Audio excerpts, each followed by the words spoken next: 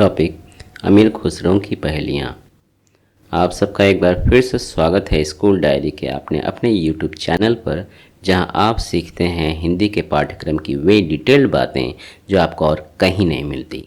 और अब हम आपके लिए अपने हर वीडियो में ला रहे हैं मॉडल प्रैक्टिस क्वेश्चंस, ताकि आप देख और प्रैक्टिस कर सके हर टॉपिक बिल्कुल क्लियर, ताकि आपको अपने चैप्टर्स का मिले सॉलिड बेस। तो चलिए शुरू करते हैं आज का चैप्टर अमीर खुसरो की पहेलियों पर।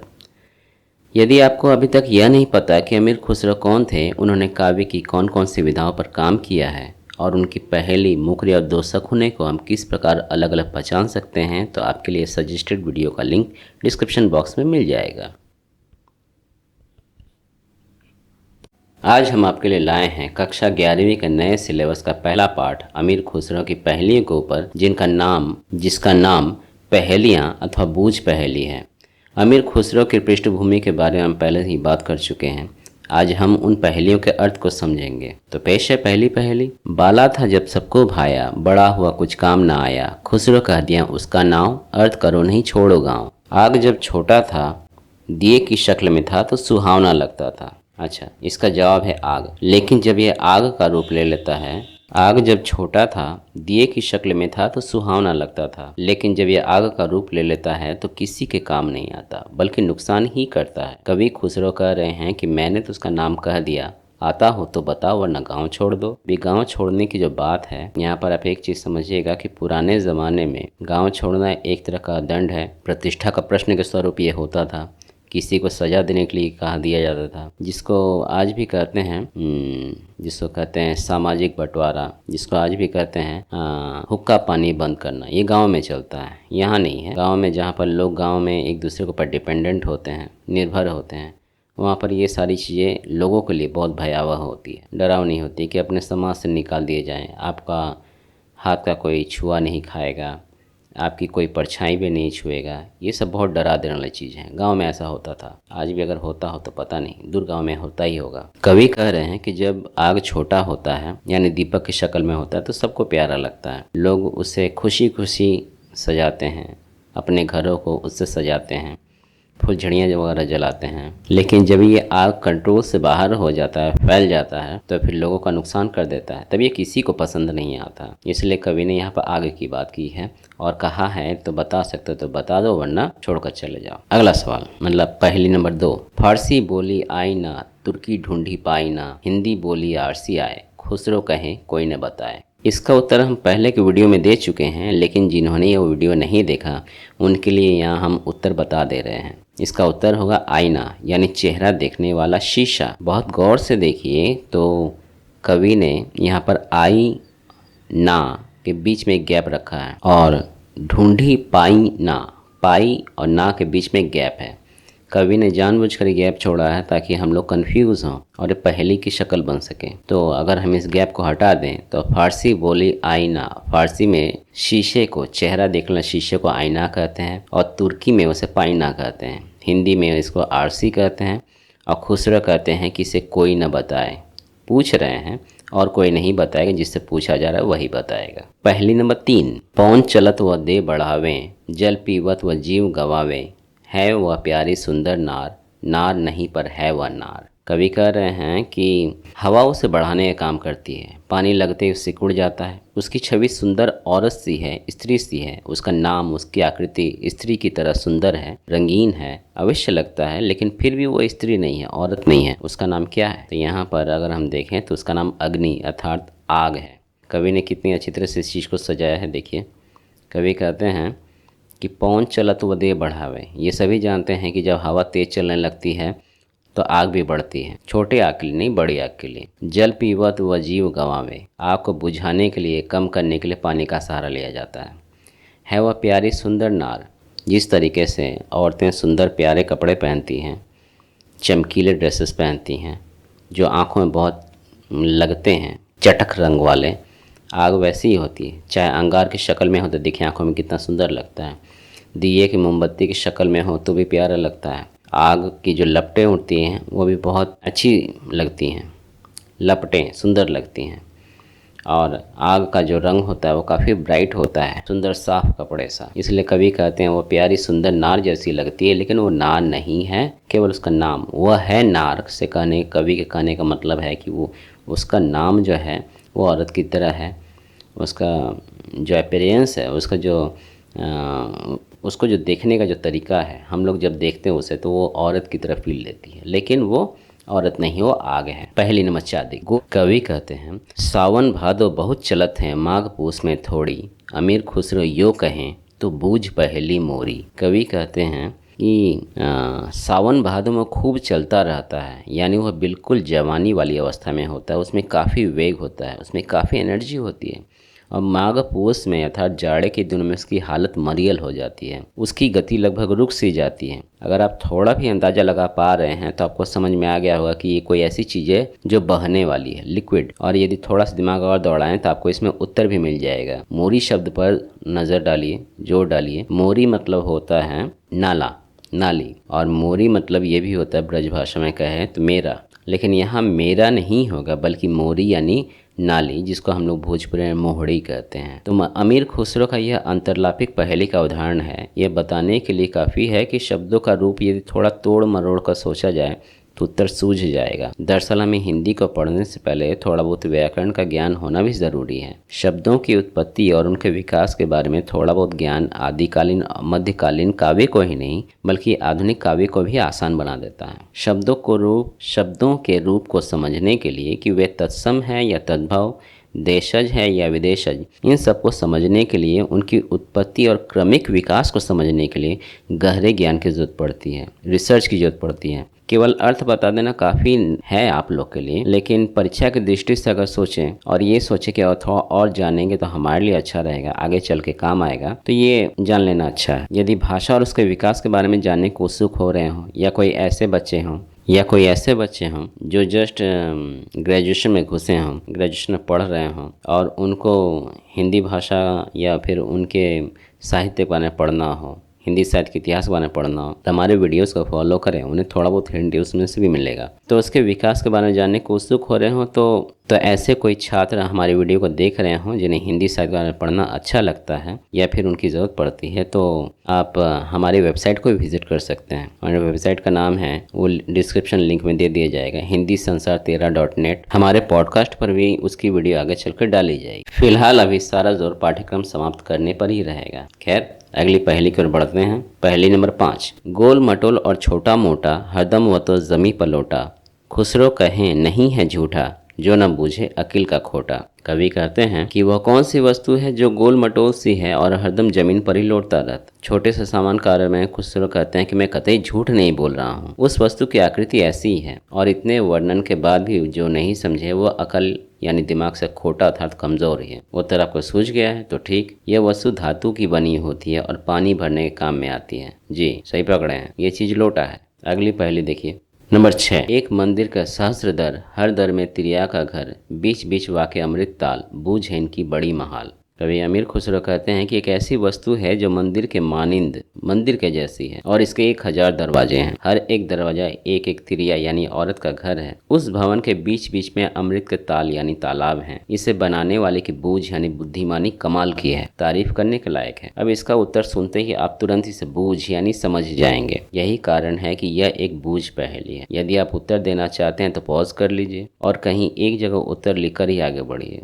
दरअसल पहेली का जवाब देने में भी थोड़ा पहेली बूझने का लालच तो होता ही है।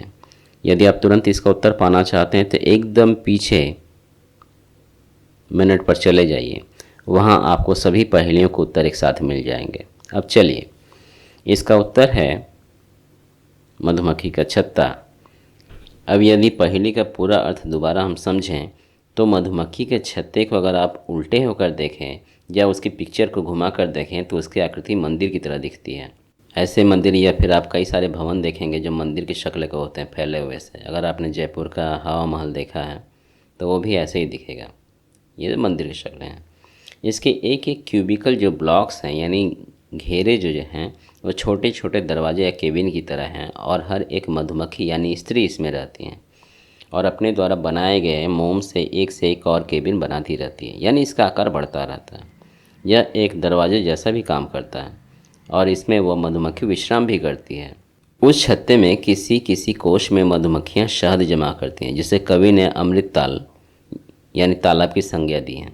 वास्तव में शहद की मिठास के चलते ही कवि ने उसे अमृत की संज्ञा दी।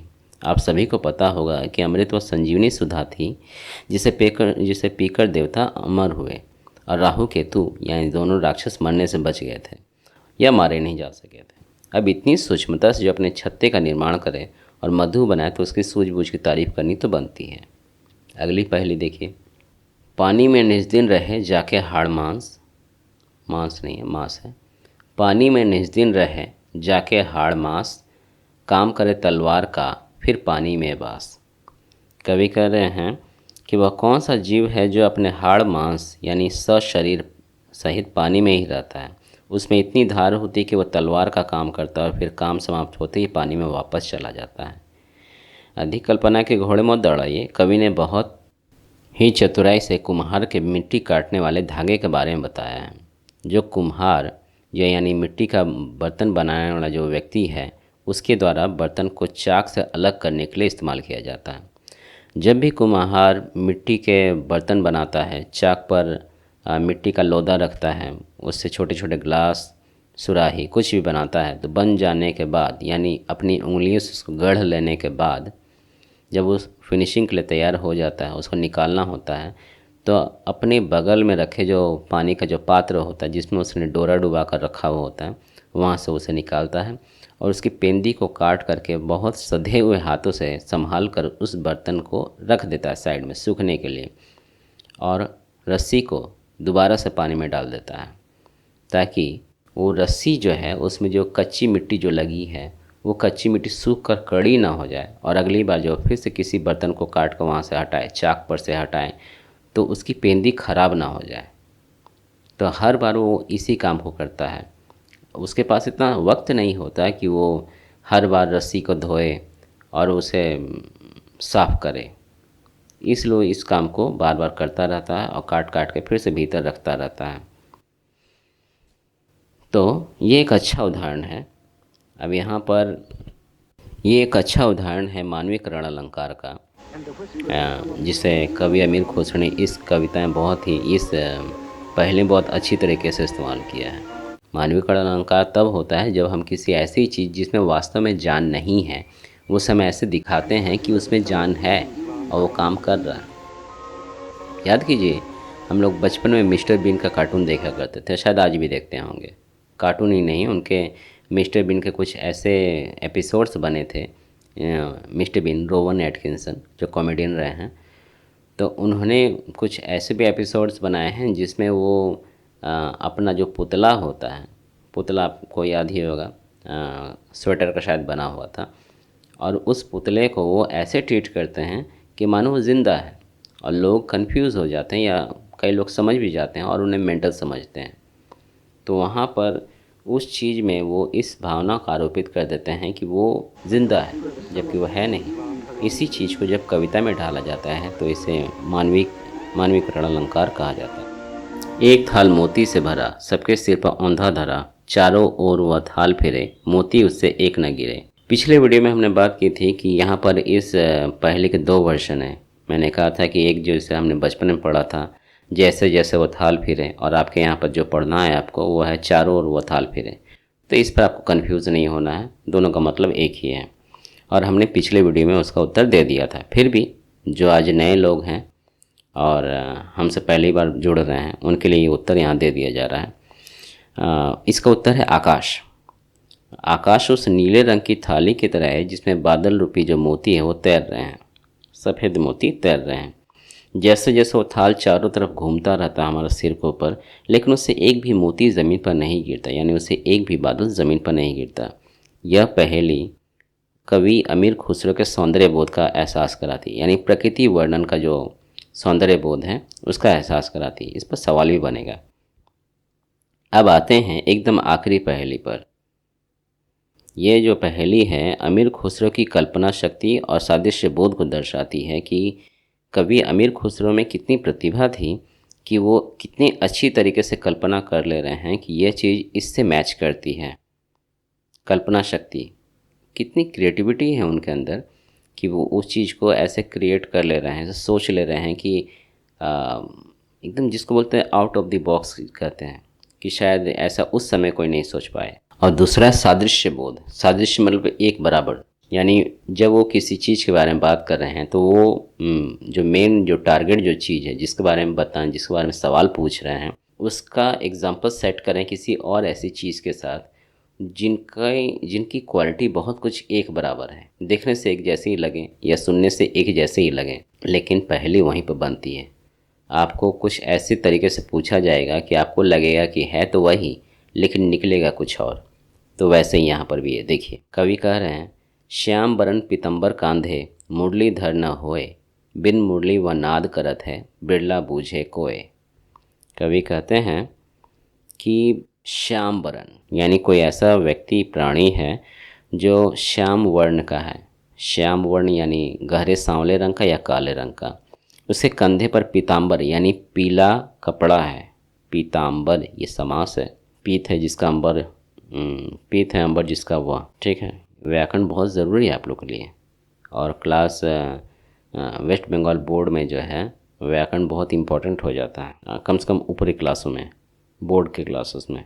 तो आपको व्याकरण की डिटेल पढ़ाई करनी होगी। खैर, उसके बारे में हम बाद में बात करेंगे, हम पढ़ाएंगे। कवि कहते हैं श्याम बरन यानी कोई ऐसा प्राणी है जो गहरे सांवले काले रंग का है और उसके कंधे पर पीले रंग का कपड़ा है। यानी वह जो व्यक्ति है, अब आपके दिमाग में इमेजिनेशन आ रही है कि यानी वह जो व्यक्ति है जो कंधे पर पीला कपड़ा लिए हुए है और जिसका वर्ण रंग गहरा सांवला या काले जैसा है, कौन हो सकता। नो डाउट आपके मन में भगवान श्री कृष्ण की इमेज आएगी और पहले ही अनुमान में हमारा ध्यान भगवान श्री कृष्ण पर जाएगा। हम सोचेंगे कि भगवान श्री कृष्ण के बारे ही बात हो रही है, क्योंकि उनको पीताम्बर कहा जाता है, मतलब पीताम्बर वो धारण करते थे, उनका रंग सांवला है। और सबसे बड़ी बात है, अब मुरली, आपके दिमाग में मुरली का इमेज आएगा कि उनके हाथ में बांसुरी होती है, हमने फोटो में भी देखा। लेकिन यहाँ कवि आपको कंफ्यूज करते हैं और कहते हैं कि मुरलीधर न होए। आप समझ तो रहे हैं कि भगवान श्री कृष्ण के हैं, लेकिन वो मुरलीधर नहीं है, वो मुरली धारण करने वाले भगवान श्री कृष्ण नहीं है। ठीक है, कवि कहते हैं कि वह मुरलीधर न होए, वो मुरलीधर नहीं है। वो कौन है तब? देखिए कवि क्या कहते हैं। कवि कहते हैं बिन मुरली व नाद करत है। वो मुरली नहीं धारण करते, उनके पास बांसुरी नहीं है, लेकिन बिना बांसुरी के वो नाद यानी मीठी ध्वनि, मधुर ध्वनि करते हैं। ठीक है, अब यहाँ पर मधुर ध्वनि, जैसे ही आप उत्तर सुनेंगे आपको समझ में आ जाएगा यहाँ पर नाद यानी किस ध्वनि की बात की गई है। कवि आगे कहते हैं बिरला बूझे कोई, बहुत ही विरला, कोई कोई ही इसे बूझ सकता है, कोई कोई ही इसका उत्तर समझ सकता है। देखें आप वो है कि नहीं। अब उत्तर समझिए। अब यहाँ पर मेरे पास, अब सोचिए, एक लालच मन में आ रहा है कि आप इस पहेली का उत्तर खुद देना चाहेंगे 10 सेकंड के टाइमर के साथ। हाँ, इसके बाद, इसके उत्तर के बाद ही आपके लिए जितने भी मॉडल क्वेश्चंस हैं वो हम यहाँ पर देने जा रहे हैं, एक के बाद एक। तो देखें, देना चाहेंगे? श्रृंखला की शुरुआत करते हैं। नंबर 1, पहेली नंबर 10 का उत्तर, यानी पहेली नंबर 10 है, श्याम बरन पीताम्बर कांधे मुरलीधर न होए, बिन मुरली व नाद करत है, बिरला बूझे कोय। तो इसका उत्तर क्या है? नंबर 1 कृष्ण, नंबर बी भौरा, नंबर सी तितली, नंबर 4 चीता, यानी ABCD।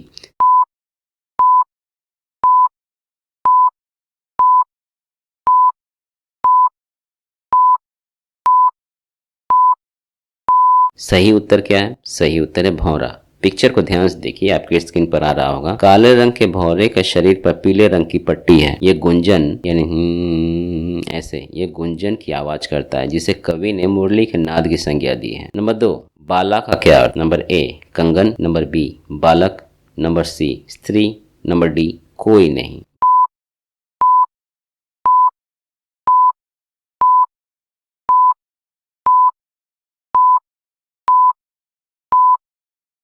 बाला का अर्थ होता है बालक, बच्चा। बाला था जब सबको भाया किस प्रकार की पहेली है? नंबर A अंतरलापिक, नंबर B बहिर्लापिक, नंबर C कोई नहीं। यहाँ चौथा ऑप्शन नहीं है, क्योंकि अंतरलापिक बाहरलापिक के बाद और कुछ बचता नहीं, तो इतना ही।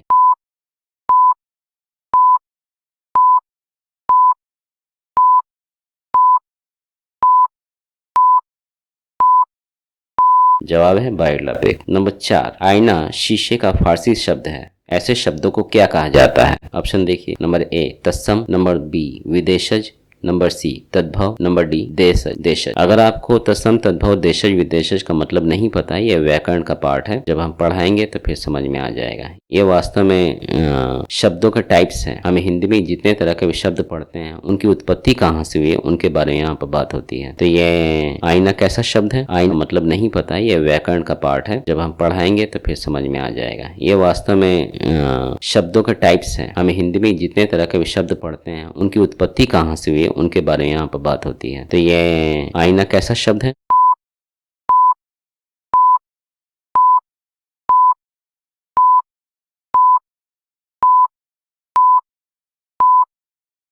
आईना विदेशज शब्द है। हाँ। नंबर 5, कवि आग को सुंदर नार क्यों कहते हैं। नंबर ए, उसका नाम औरत के नाम पर है। देखिए अग्नि, अग्नि स्त्रीलिंग है। नंबर बी, वह स्त्री की तरह आकर्षक रंग धारण करती है, यानी आग का जो रंग होता है बड़ा चटकीला होता है, इसलिए कहते हैं आकर्षक रंग धारण करती है। नंबर सी, वह संपर्क में आने पर हानि पहुंचा सकती है, ये जस्ट ऐसे ही दिया गया है। और नंबर डी, उत्तर ए और बी, यानी उसका नाम स्त्री के नाम पर है और वह स्त्री की तरह आकर्षक रंग धारण करती है। उत्तर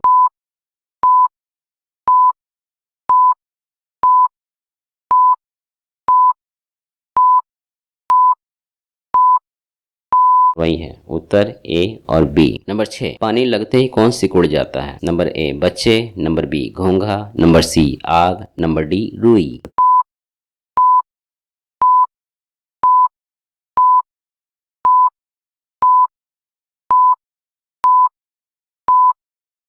पानी लगते ही कौन सिकुड़ता है, आग सिकुड़ता है। आपने पहली नंबर 3 में पढ़ा था। अगला देखिए, बाला था सबको भाया, बड़ा हुआ कुछ काम ना आया, पंक्ति का रचयिता कौन है। Number A Bharatendu Harishchandra, number B Keshavdas, number C Bihari, number D Amir Khusro.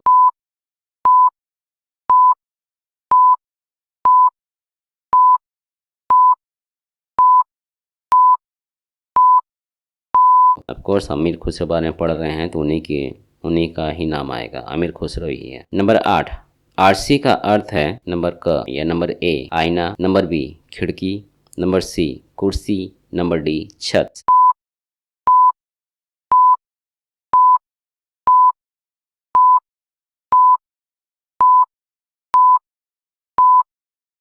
सही उत्तर है आईना, हमने पढ़ा है। नंबर 9, एक थाल मोती से भरा, पहले में किसका वर्णन है। नंबर ए थाल, नंबर बी दीपक, नंबर सी मोती, नंबर डी आकाश।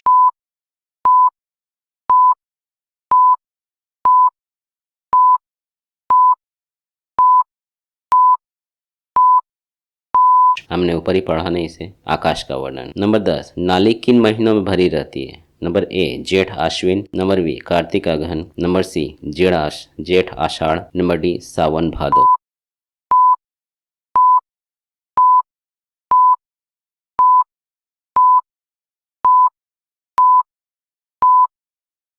आपको बॉलीवुड का गाना तो याद ही होगा, मेरे नैना सावन भादो फिर भी मेरा मन प्यासा, ये राजेश खन्ना के फिल्म का गाना था। ये वही सावन भादो है। सावन भादो वो महीना होता है जिसमें बहुत ज्यादा बारिश होती है, तो नाली ऑफकोर्स बारिश के दिनों में ही ज्यादा भरी रहती है। आप देखिए सावन का महीना चल रहा है, बारिश चल रही है, ये सावन में बाबा भोलेनाथ को जल भी चढ़ाया जाता है। तो ये 11, जमीन पर कौन लेटा रहता है। नंबर ए सांप, नंबर बी शराबी, नंबर सी लताएं, नंबर डी लोटा। ये सवाल सुन के आपको बड़ी हंसी आ रही होगी पढ़कर, है कि ऐसे भी कैसे हल्के हल्के सवाल पूछे जाते हैं, लेकिन नहीं, जब आप सारे सवालों को एक साथ कंपाइल करेंगे और जब आपको खोजना पड़ेगा तो उस समय आप कंफ्यूज होंगे कि एक्चुअली मिल नहीं रहा है, समझ नहीं आ रहा है ये कहाँ से लिया गया है, क्योंकि छोटा सा है ना। जमीन पर कौन लेटा रहता है, इससे आप पता नहीं लगा सकते हैं किस पार्ट से लिया गया है, कविता से है कि कहानी, और वहीं पर बहुत जाके कंफ्यूजन पैदा होती है। अगर आपने पहले से पढ़ा हुआ है तभी आपको याद रहेगा, अचानक से आप खोज नहीं पाएंगे। सही जवाब है लोटा। अगला सवाल, मोरी का क्या अर्थ है। नंबर ए मेरा,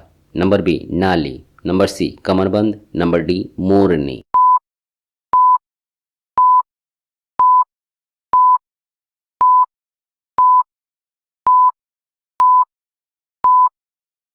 सही उत्तर है नाली। मैंने कहा था मोरी। आप कवि सूरदास के जो भजन है उनको पढ़िए, उनको सूरदास के जो पद हैं उनको पढ़िए। मैया मोरी मैं नहीं माखन खायो। तो ये मोरी जो है वहां पर मोरी मतलब मैं, मेरी माँ, मोरी मतलब मेरी माँ। मैया मोरी मेरी माँ मैं नहीं माखन खायो, मैंने माखन नहीं खाया। लेकिन यहाँ मोरी का मतलब है मोहड़ी। देशज था, हमने इसको और देशज बना दिया। तो मोरी शब्द के अर्थ है नाली। नंबर 13, मोरी कैसा शब्द है? ऑफ कोर्स अभी अभी हमने बात की देशज शब्द है। तो ऑप्शंस देखिए, देशज है, विदेशज है, तत्सम है, तद्भव है। अब इसके बारे में आपको डिटेल में बताना पड़ेगा कि देशज, विदेशज, तत्सम, तद्भव क्या है। शॉर्टकट में बताएं तो देशज वे शब्द हैं जो देश की भाषा से निकलते हैं, भोजपुरी वगैरह से। तो मोरी कैसा शब्द है?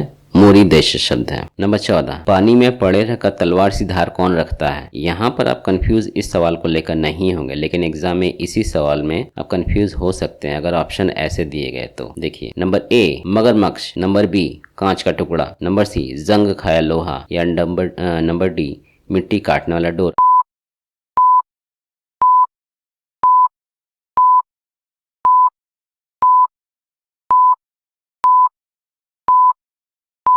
आपको तो वहाँ लगेगा ही नहीं कि मिट्टी काटने वाला डोरा भी तलवार जैसी धार रख सकता है, अगर आपको ये पहली याद ना रही तो। इसलिए जब भी प्रश्न उत्तर पढ़ें उसका टेक्स्ट साथ में रखें, समझ में आएगा। या जब भी टेक्स्ट पढ़ें उसका प्रश्न उत्तर भी साथ में रखें ताकि आपको रिलेटेड लगे। आगे देखिए 14 नंबर, सावन भादो बहुत चलत है किस प्रकार की पहेली है? नंबर ए अंतरलापिक, नंबर बी बाहर लापिक, नंबर सी दोनों में से कोई नहीं, नंबर 4 यह पहेली ही नहीं है।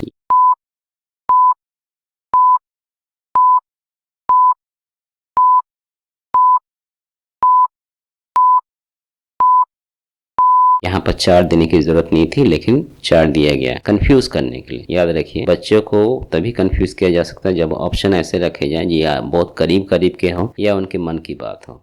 तो आपको लग सकता है अगर ऐसा ऑप्शन मिलते तो नो डाउट आप वैसे हड़बड़ी के समय में इसी पर टिक मार के शायद निकल जाए, तो गलत हो जाएगा। समझिएगा बढ़िया से। सावन भादो बहुत चलत है, माघ पूस में थोड़ी, अमीर खुसरो यूं कहें तो बूझ पहेली मोरी। मोरी उत्तर दिया गया, यह अंतरलापिक उदाहरण है। खोटा का क्या अर्थ होता है? नंबर ए लोटा, नंबर बी छोटा, नंबर सी खाया हुआ, नंबर डी कमजोर।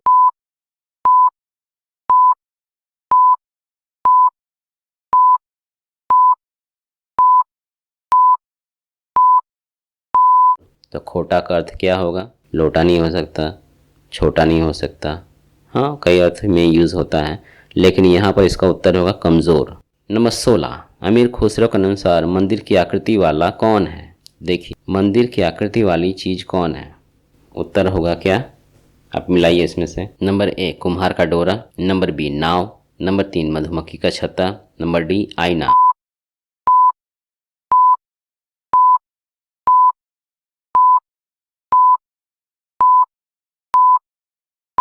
यहाँ पर आईना आपको कंफ्यूज कर सकता है, मधुमक्खी के छत्ता आपको किसी भी तरीके से नहीं लगेगा, और नाव लग सकता है, लेकिन ये कुम्हार का डोरा आपको नहीं लगेगा। जबकि सही जवाब है मधुमक्खी का छत्ता। अगर आपने पहेली का उत्तर पढ़ा जो मैंने बताया कि मधुमक्खी के छत्ते को हम उल्टा करके देखें तो हमें वो मंदिर की जैसा दिखेगा, वरना वो नहीं समझ में आएगा। तो यहाँ मधुमक्खी का छत्ता सही जवाब है।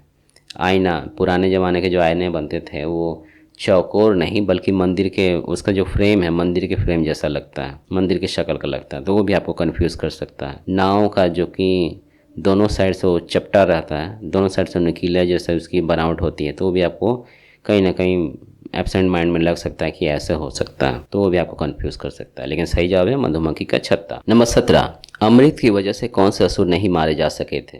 Number A Shumbh Nishumbh, number B Jay Vijay, number C Rahu Ketu, number D इनमें से कोई नहीं। सही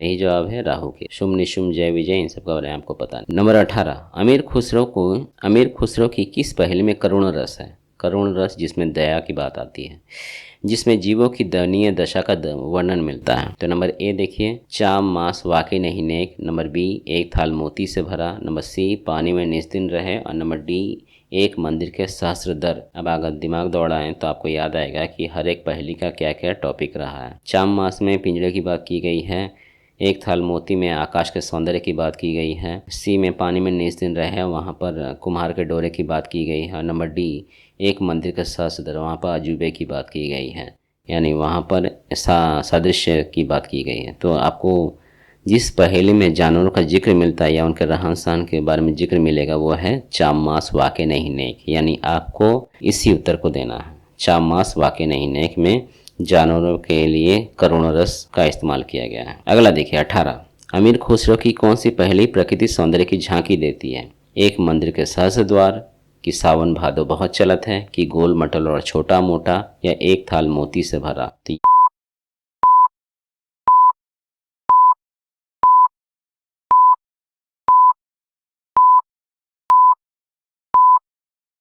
ये हमने ऊपर पढ़ा है। प्रकृति सौंदर्य यानी प्रकृति की सुंदरता के बारे में किसका जिक्र है, किसमें जिक्र है? तो वह है एक थाल मोती से भरा, उसमें आसमान की सुंदरता के बारे में बताया गया है। तो यही जवाब है, एक थाल मोती से भरा। 19 नंबर देखिए, अमीर खुसरो की कल्पना शक्ति और सादृश्य बोध को दर्शाने वाली पहेली कौन सी है? कल्पना शक्ति और सादृश्य बोध जो एक बराबर लगता है, यानी किसी चीज को एकदम सिमिलर करके देखना। तो देखिए, ए गोल मटोल और छोटा मोटा, नंबर बी फारसी बोली आईना, नंबर सी एक थाल मोती से भरा, और नंबर डी श्याम बरन पीताम्बर कांत।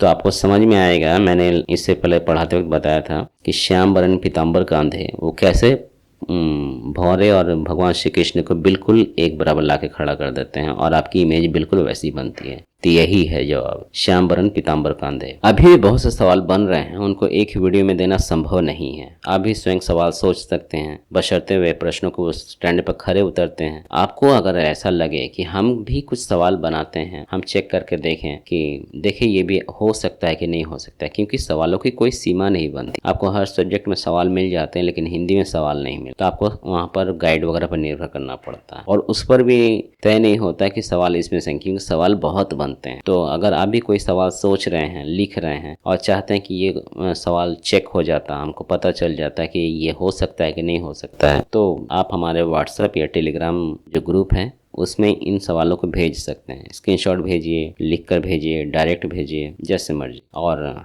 हम अगली वीडियो में अगर आप भेजते हैं तो हम अगली वीडियो में इन क्वेश्चंस को डिस्कस करके बता सकेंगे कि एक्चुअली ये सवाल होने चाहिए या नहीं होने चाहिए, क्योंकि सवालों के कुछ स्टैंडर्ड होते हैं, कुछ चीज़ें होती है जिनको रख के सवाल बनाना पड़ता है, ध्यान में रख के। तो अगर आपने उन चीज़ों को ध्यान में रख कर सवाल बनाया तो सवाल ओके है, या फिर आपने खुद से बनाया और ऐसे ही बनाया तो शायद वो स्टैंडर्ड को मीट नहीं कर पाए। तो इसलिए जब आप अगर भेजेंगे तो हम देख के बताएंगे। खैर, हम अपनी ये वीडियो आज यहीं पर ख़त्म करते हैं। तो खैर, अगर आपने वीडियो यहाँ तक देख लिया और आपको अच्छा लगा तो लाइक ज़रूर कीजिए, ताकि आपकी फीड में भी वीडियो सेव हो और मुझे भी आपके लिए नए नए वीडियोज़ लाने में मोटिवेशन मिले। वैसे आपकी जो अगली वीडियो होगी वो आपके अगले पार्ट पर होने वाली है, तो मिस बिल्कुल मत कीजिए। अपने चैनल को सब्सक्राइब कीजिए, नोटिफिकेशन बेल ऑल पर सेट करके रखिए, और अपने सर्कल में अपने साथियों से शेयर कीजिए, और चैनल यूजफुल लगता हो तो सब्सक्राइब ज़रूर कीजिए। मिलते हैं अगले वीडियो में, तब तक के लिए keep reading, stay watching school diary. Thanks.